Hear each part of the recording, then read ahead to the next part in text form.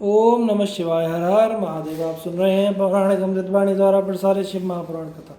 कथा को सुनने के लिए चैनल को लाइक शेयर एंड सब्सक्राइब करें। चलिए आगे की कथा प्रारंभ करते हैं। अथ नवमो अध्याय। ब्रह्मा जी का कार्तिकेय को तारक के वध के लिए प्रेरित करना। तारकासुर द्वारा विष्णु और इंद्र की भर्त्सना और पुनः इंद्र आदि के साथ तारकासुर का युद्ध।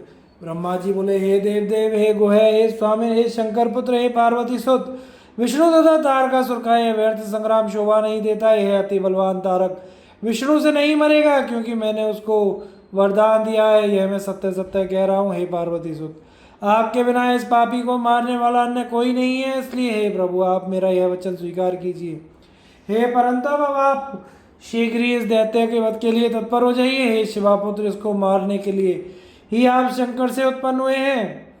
हे महावीर, आप रणभूमि में इन पीड़ित देवगणों की रक्षा कीजिए। आप ना बालक है ना युवा, किंतु सर्वेश्वर प्रभु हैं। आप इस समय व्याकुल इंद्र, विष्णु, अन्य देवताओं एवं गणों को देखिए और इस महादैत्य का वध कीजिए तथा दुर्लभ को सुख प्रदान कीजिए। इसने पूर्व कालों में लोकपालों सहित इंद्र पर विजय प्राप्त की है और अपनी तपस्या के बल से महावीर विष्णु को भी अपमानित किया है। इस दुरात्मा दैत्य ने संपूर्ण त्रैलोक्यों को जीत लिया और इस समय आपके सानिध्य के कारण उन देवताओं से पुनः युद्ध किया। इस कारण आप इस दुरात्मा पापी तारकासुर का वध कीजिए। हे शंकरात्मज, मेरे वरदान के कारण यह आपके सिवा किसी अन्य से नहीं मारा जा सकता। ब्रह्मा जी ने कहा, यह मेरी बात सुनकर शंकर पुत्र कार्तिकेय प्रसन्नचित होकर हंसने लगे और ऐसा ही होगा यह वचन बोले। तब वे महाप्रभु शंकर पुत्र असुर के वध का निश्चय कर विमान से उतरकर पैदल हो गए उस युद्ध भूमि में। अपने हाथ में महोल्का के समान महाप्रवाहयुक्त दैदीप्यमान शक्ति नामक अस्त्र धारण किए हुए शिवपुत्र कार्तिकेय पैदल दौड़ते हुए अत्यंत शोभायमान हो रहे थे। अत्यंत प्रचंड महाधैर्यशाली और अप्रमेय कार्तिकेय को अपने सम्मुख आता देख उस तारकासुर ने देवगणों से कहा, क्या शत्रुओं का वध करने वाला कुमार यही है? मैं अकेले ही इस कुमार एवं अन्य वीरों के साथ युद्ध करूंगा और लोकपालों सहित समस्त गणों एवं विष्णु आदि देवताओं का वध करूंगा। ऐसा कहकर वह महाबली तारक कुमार को उद्देश्य करके युद्ध करने के लिए चला। उसने हाथ में अत्यंत अद्भुत शक्ति ले ली और वह देवताओं से कहने लगा। तारक बोला, हे देवगणों, तुम लोगों ने इस बालक को मेरे आगे कैसे कर दिया? तुम सब बड़े निर्लज्ज हो। इंद्र और विष्णु तो विशेष रूप से लज्जाहीन है। पूर्व समय में भी इन दोनों ने वेद विरुद्ध कर्म किए हैं। मैं विशेष रूप से उनका वर्णन कर रहा हूं, तुम लोग सुनो। इन दोनों में विशेष रूप से विष्णु तो छली, दोषी तथा अविवेकी है, जिसने पूर्व काल में पाप पूर्वक छल करके बलि को बांधा था। उसी ने यत्न पूर्वक वेद मार्ग त्याग कर धूर्तता से मधुकैटभ नामक राक्षसों का सर काट लिया था। उसके बाद देवता एवं दैत्यों के अमृतपान के समय उसी ने मोहिनी रूप धारण कर पंक्ति भेद किया और वेद मार्ग को दूषित किया। उसने राम अवतार लेकर ताड़का स्त्री का वध किया, बाली को छिपकर मारा तथा विश्रवा के पुत्र विप्र रावण का वध किया। इस प्रकार उसने वेद नीति का विनाश किया। पाप परायण इसने बिना अपराध के ही अपनी स्त्री का परित्याग कर दिया। इस प्रकार अपने स्वार्थ के लिए इसने वेद मार्ग को ध्वस्त कर दिया। छठे परशुराम अवतार में इस दुष्ट ने अपनी माता का सर काट दिया और गणेश को युद्ध में हराकर गुरुपुत्र का अपमान किया। कृष्ण अवतार में इसने कुल धर्म के विरुद्ध वेद मार्ग को छोड़कर बहुत से विवाह किए और अनेक नारियों को दूषित किया। इसके बाद नौवें बुद्ध अवतार में इसने वेद मार्ग की निंदा की और वेद मार्ग का विरोध करने वाले नास्तिक मत का स्थापन किया। इस प्रकार जिसने वेद मार्ग को छोड़कर पाप किया वह युद्ध में कैसे विजयी हो सकता है? कैसे धर्मात्माओं में श्रेष्ठ हो सकता है? इसी प्रकार इसका ज्येष्ठ भ्राता इंद्र भी महापापी कहा गया है। उसने भी अपने स्वार्थ के लिए नाना प्रकार के पाप किए हैं। उसने अपने स्वार्थ के लिए दिति के गर्भ में प्रवेश कर गर्भस्थ बालक के टुकड़े टुकड़े कर दिए। गौतम की स्त्री से व्यभिचार किया। ब्राह्मण कुमार व्रत का वध किया। विश्वरूप ब्राह्मण का जो असुरों का भागिने तथा इंद्र का गुरु भी था, उसका सर काटकर इसने वेद मार्ग को विनष्ट कर दिया। इस प्रकार विष्णु और इंद्र पर वे दोनों बार बार अनेक पाप करके तेज से रहित और विनष्ट पराक्रम वाले हो गए। हे देवगणों, इन दोनों के बल से तुम संग्राम में विजय नहीं प्राप्त कर सकोगे। फिर मूर्खता करके तुम अपना प्राण त्याग करने के लिए यहाँ क्यों आए हो? ये दोनों बड़े लंपट एवं स्वार्थी हैं, इन्हें धर्म का ज्ञान नहीं है। हे देवताओं, धर्म के बिना किया गया सारा कृत्य व्यर्थ होता है। ये दोनों बड़े ही धृष्ट हैं। इन दोनों ने बालक को मेरे सामने खड़ा कर दिया। यदि मैं बालक का वध करूंगा तो यह पाप इन्हीं दोनों को लगेगा, किंतु यह बालक अपने प्राण की रक्षा के लिए यहाँ से दूर चला जाए। विष्णु तथा इंद्र के विषय में इस प्रकार कहकर उसने वीरभद्र से कहा, तुमने भी पहले दक्ष प्रजापति के एक में अनेक ब्राह्मणों का वध किया था। हे अनग, आज मैं तुम्हें उस कर्म का फल चखाऊंगा। ब्रह्मा जी बोले, इस प्रकार युद्ध करने वालों में श्रेष्ठ तारकासुर ने विष्णु तथा इंद्र के निंदा कर्म से अपना समस्त पुण्य नष्ट करके अत्यंत अद्भुत शक्ति ग्रहण की। तब बड़े वेग से बालक के समीप आते हुए उस तारकासुर को देखकर इंद्र ने कुमार के आगे होकर अपने वज्र से उस पर प्रहार किया। तो उस वज्र के प्रहार से देवताओं की निंदा से नष्ट हुए बलवान तारकासुर जर्जर हो गया और क्षण मात्र में पृथ्वी पर सहसा गिर पड़ा। तब गिरने पर भी उठकर उसने बड़े वेग से इंद्र पर अपनी शक्ति से प्रहार किया और हाथी पर चढ़े इंद्र को पृथ्वी पर गिरा दिया। इस प्रकार इंद्र के गिरने पर हाहाकार होने लगा। यह देखकर देवताओं की सेना में शोक छा गया। उस समय तारक ने भी धर्म विरुद्ध एवं दुखदायक जो कर्म अपने नाश के लिए किया उसे आप सुने। उसने गिरते हुए इंद्र को अपने पैरों से रौंदकर उनके हाथ से वज्र छीनकर उसी वज्र से उन पर प्रहार किया। इस प्रकार इंद्र को तिरस्कृत होता हुआ देखकर प्रतापशाली भगवान विष्णु ने चक्र उठाकर तारकासुर पर प्रहार किया। उस चक्र के प्रहार से आहत होकर तारकासुर पृथ्वी पर गिर पड़ा और पुनः उठकर उस दैत्यराज ने शक्ति नामक अस्त्र से विष्णु पर प्रहार किया। उस शक्ति के प्रहार से विष्णु पृथ्वी पर गिर पड़े। इससे हाहाकार मच गया और देवता लोग जोर जोर से चिल्लाने लगे। एक निमेष मात्र में पुनः अभी विष्णु उठ ही रहे थे कि उसी समय वीरभद्र उस असुर के समीप आ गए। प्रतापी एवं बलवान वीरभद्र ने अपना त्रिशूल लेकर बड़े वेग से उस दैत्यपति तारकासुर पर बलपूर्वक प्रहार किया। तब उस त्रिशूल के लगते ही वह महातेजस्वी तारक पृथ्वी पर गिर पड़ा और गिरने पर भी क्षण मात्र में वह उठ गया। तब समस्त असुरों के सेनापति उस महावीर ने क्रोध करके अपनी परम शक्ति द्वारा वीरभद्र की छाती पर प्रहार किया। क्रोध से चलाए हुए उस प्रचंड शक्ति नामक अस्त्र के छाती पर लगते ही वीरभद्र भी क्षण मात्र में मूर्छित होकर पृथ्वी पर गिर पड़े। तब गणों सहित देवता, गंधर्व, उरग, राक्षस बड़ा हाहाकार करते हुए बार बार चिल्लाने लगे। क्षण भर के पश्चात शत्रुनाशक महातेजस्वी वीरभद्र जलती हुई अग्नि के समान प्रभाव वाले एवं विद्युत के समान दैदीप्यमान त्रिशूल लेकर युद्ध स्थल में शोभित होने लगे। वह त्रिशूल अपनी कांति से दिशाओं को प्रकाशित कर रहा था। वह सूर्य एवं चंद्रमा के बिंब तथा अग्नि के समान मंड वाला महाप्रभा से युक्त वीरों को भय उत्पन्न करने वाला, काल के समान सबका अंत करने वाला तथा महोज्वल था। महाबली वीरभद्र जैसे ही उस त्रिशूल से असुर को मारने के लिए उद्यत हुए, तभी कुमार ने उन्हें रोक दिया। इस प्रकार श्री शिव महापुराण के अंतर्गत द्वितीय रुद्र संहिता के चतुर्थ कुमार खंड में तारक वाक्य चक्र विष्णु वीरभद्र युद्ध वर्णन नामक 9वां अध्याय पूर्ण हुआ।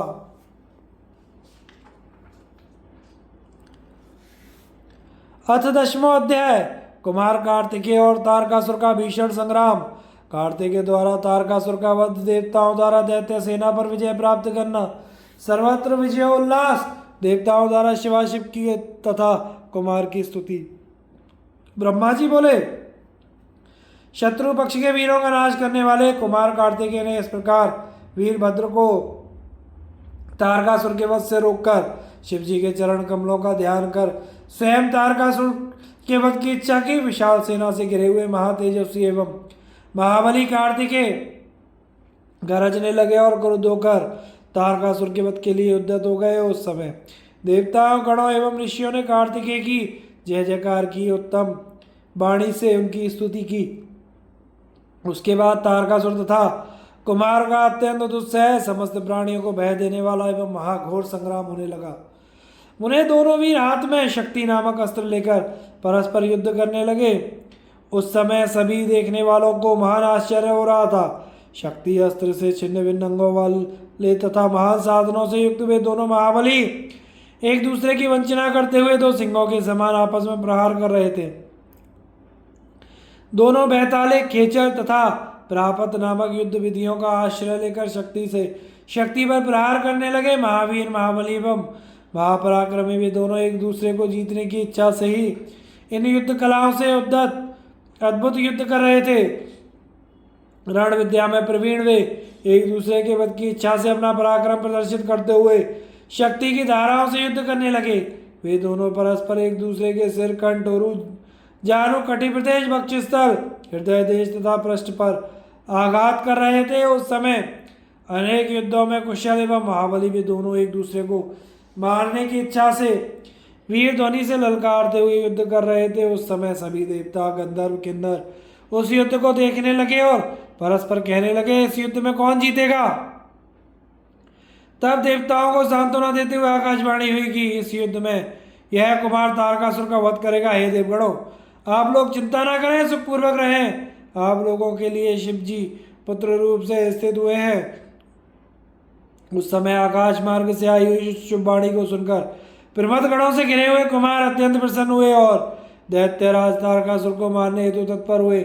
उसके बाद उन महाबाहु ने क्रोधित होकर तारकासुर की छाती में उस शक्ति नामक अस्त्र से बलपूर्वक आघात किया। तब दैत्य श्रेष्ठ उस तारकासुर ने भी उस शक्ति का तिरस्कार कर अत्यंत कुपित हो कुमार पर अपनी शक्ति से प्रहार किया। उस शक्ति के प्रहार से कार्तिकेय मूर्छित हो गए। पुनः थोड़ी देर के पश्चात चेतना युक्त हो गए और महर्षिगण उनकी स्तुति करने लगे। मदोन्मत्त सिंह की भांति उन प्रतापी कुमार ने तारकासुर का वध करने की इच्छा से शक्ति से उस पर प्रहार किया। इस प्रकार शक्ति युद्ध में निपुण कुमार तथा तारकासुर क्रोध में भरकर युद्ध करने लगे। युद्ध में परम अभ्यस्त वे दोनों ही एक दूसरे पर विजय प्राप्त करने की इच्छा से पैदल ही पैंतरा देकर बड़ी तेजी से युद्ध कर रहे थे। दोनों ही अनेक प्रकार के घातों से एक दूसरे पर प्रहार कर रहे थे, एक दूसरे का चित्र देख रहे थे। वे दोनों ही पराक्रमी गर्जना कर रहे थे। सभी देवता, गंधर्व तथा किन्नर युद्ध देख रहे थे। सभी आश्चर्य से चकित थे, कोई भी किसी से कुछ नहीं कह रहा था। उस समय पवन का चलना बंद हो गया, सूर्य की कांति फीकी पड़ गई, पर्वत एवं वन कानों सहित सारी पृथ्वी कांप उठी। इसी बीच हिमालय आदि सभी प्रमुख पर्वत इसने अभिभूत होकर कुमार की रक्षा के लिए वहां पहुंचे। तब शंकर एवं पार्वती के पुत्र कार्तिकेय ने उन सभी पर्वतों को भयभीत देखकर समझाते हुए कहा। कुमार बोले, हे महाभाग पर्वतों, आप लोग खेद मत करें और चिंता मत करें, मैं आप सभी के देखते देखते इस पापी का वध करूंगा। इस प्रकार उन्होंने पर्वतों, गणों, देवताओं को ढाढ़स देकर गिरिजा एवं शंभु को प्रणाम करके अत्यंत दैदीप्यमान शक्ति को हाथ में लिया। उस तारक को मारने की इच्छा वाले शंभु पुत्र महावीर कुमार के हाथ में शक्ति लिए हुए उस समय अद्भुत शोभा पा रहे थे। इस प्रकार शंकर जी के तेज से संपन्न कुमार कार्तिकेय ने लोक को क्लेश देने वाले उस तारकासुर पर उस शक्ति से प्रहार किया। तब सभी असुर गणों का अधिपति महावीर तारक नामक असुर सहसा छिन्न भिन्न अंगों वाला होकर उसी क्षण पृथ्वी पर गिर पड़ा। हे मुने, कार्तिकेय ने इस प्रकार उस असुर का वध किया और वह भी सबके देखते देखते वहीं लय को प्राप्त हो गया। महाबलवान तारक को रणभूमि में गिरा हुआ देखकर वीर कार्तिकेय ने पुनः उस प्राणविहीन पर प्रहार नहीं किया।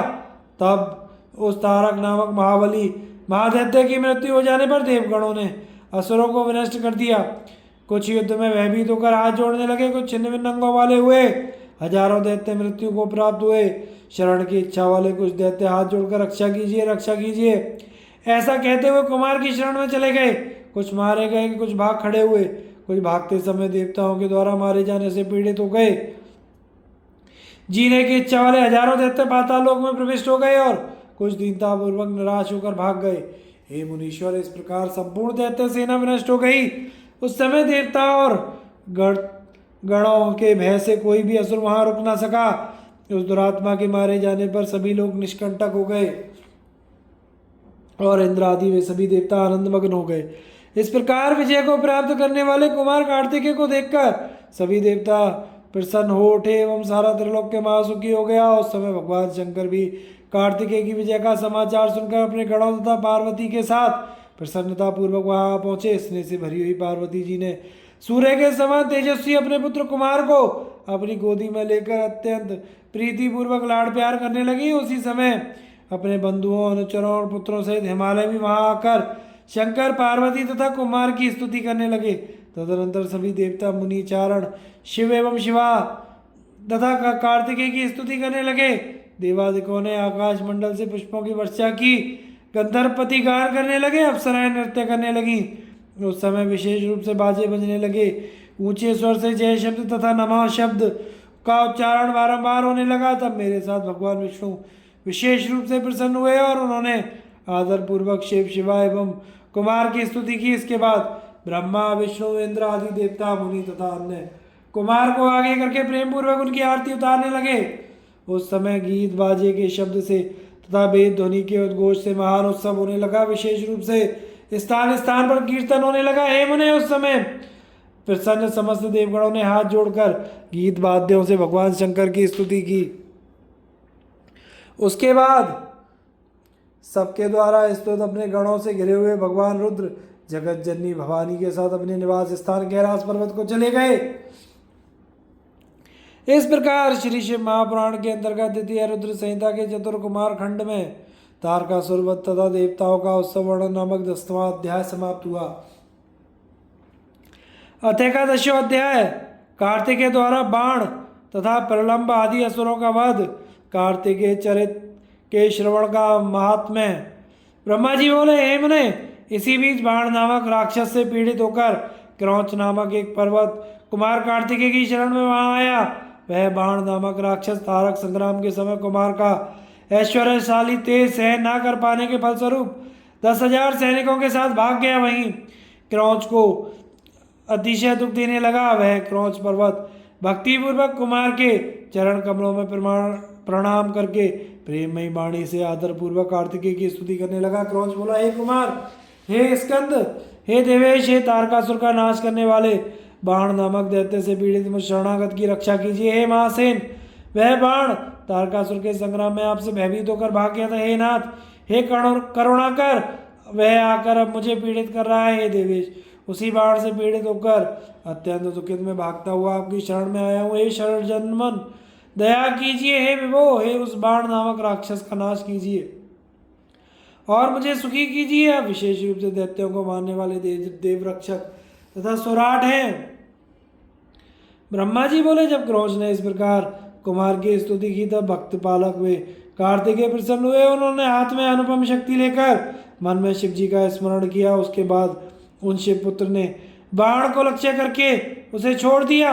उससे महान शब्द हुआ और आकाश एवं 10 दिशाएं प्रज्वलित हो उठी हैं। मुने, क्षण मात्र में ही सेना सहित उस असुर को जलाकर वह परम शक्ति पुनः कुमार के पास लौट आई। उसके बाद प्रभु कार्तिकेय ने उस क्रौंच नामक पर्वत श्रेष्ठ से कहा, अब तुम निडर होकर अपने घर जाओ। सेना सहित उस असुर का नाश हो गया। तब स्वामी कार्तिकेय का वह वचन सुनकर पर्वतराज प्रसन्न हो गए और कुमार की स्तुति कर अपने यथास्थान को चला गया। हे मुने, उसके बाद कार्तिकेय ने प्रसन्न होकर उस स्थान पर महेश्वर के पापनाशक 3 लिंग विधि पूर्वक आदर के साथ स्थापित किए। उन तीनों लिंगों में प्रथम का नाम प्रतिज्ञेश्वर, दूसरे का नाम कपालेश्वर, तीसरे का नाम कुमारेश्वर है। ये तीनों सभी सिद्धियां देने वाले हैं। इसके बाद उन सर्वेश्वर ने वहीं पर जय स्तंभ के सन्निकट स्तंभेश्वर नामक लिंग को प्रसन्नता पूर्वक स्थापित किया। इसके बाद वहीं पर विष्णु आदि सभी देवगणों ने भी प्रसन्नता पूर्वक देवादिदेव शिव के लिंग की स्थापना की। वहां पर स्थापित उन सभी लिंगों की बड़ी विचित्र महिमा है, जो संपूर्ण कामनाओं को प्रदान करने वाली तथा भक्ति करने वालों को मोक्ष प्रदान करने वाली है। तब प्रसन्न चित्त वाले विष्णु आदि समस्त देवगण कार्तिकेय को आगे कर कैलाश पर्वत पर जाने का विचार करने लगे। उसी समय शेष का कुमुद नामक पुत्र दैत्यों से पीड़ित होकर कुमार की शरण में आया। प्रलंब नामक प्रबल असुर जो इसी युद्ध से भाग गया था, वह तारकासुर का अनुगामी वहां उपद्रव करने लगा। नागराज शेष का वह कुमुद नामक पुत्र अत्यंत महान था, जो कुमार की शरण में प्राप्त होकर उन गिरजापति पुत्र की स्तुति करने लगा। कुमुद बोला, हे देवदेव, हे महादेव के शेष पुत्र, हे महाप्रभु, मैं प्रलंबासुर से पीड़ित होकर आपकी शरण में आया हूँ। हे कुमार, हे स्कंद, हे देवेश, हे तारक शत्रु, हे महाप्रभु, आप प्रलंबासुर से पीड़ित हुए मुझ शरणागत की रक्षा कीजिए। आप दीनबंधु, करुणा सागर, भक्त वत्सल, दुष्टों को दंडित करने वाले शरणागत को शरण देने वाले और सज्जनों की गति है। जब कुमुद ने इस प्रकार स्तुति की तथा दैत्य का वध के लिए निवेदन किया, तब उन्होंने शंकर के चरण कमलों का ध्यान कर अपनी शक्ति हाथों में ली। गिरजापुत्र ने प्रलंब को लक्ष्य करके शक्ति छोड़ दी। उस समय महान शब्द हुआ और सभी दिशाएं तथा आकाश जलने लगे। अद्भुत कर्म करने वाली वह शक्ति 10,000 सेनाओं सहित उस प्रलंब को शीघ्र ही जलाकर कार्तिकेय के पास आ गई। तदनंतर कुमार ने शेष पुत्र कुमुद से कहा, वह असुर अपने अनुचरों सहित मार डाला गया, अब तुम निडर होकर अपने घर जाओ। तब नागराज का पुत्र कुमुद कुमार का वह वचन सुनकर उनकी स्तुति कर उन्हें प्रणाम करके प्रसन्न होकर पाताल लोक को चला गया। मुनीश्वर, इस प्रकार मैंने आपसे कुमार की विजय, उनके चरित्र, परमाश्चर्यकारक तारक वध का वर्णन कर दिया।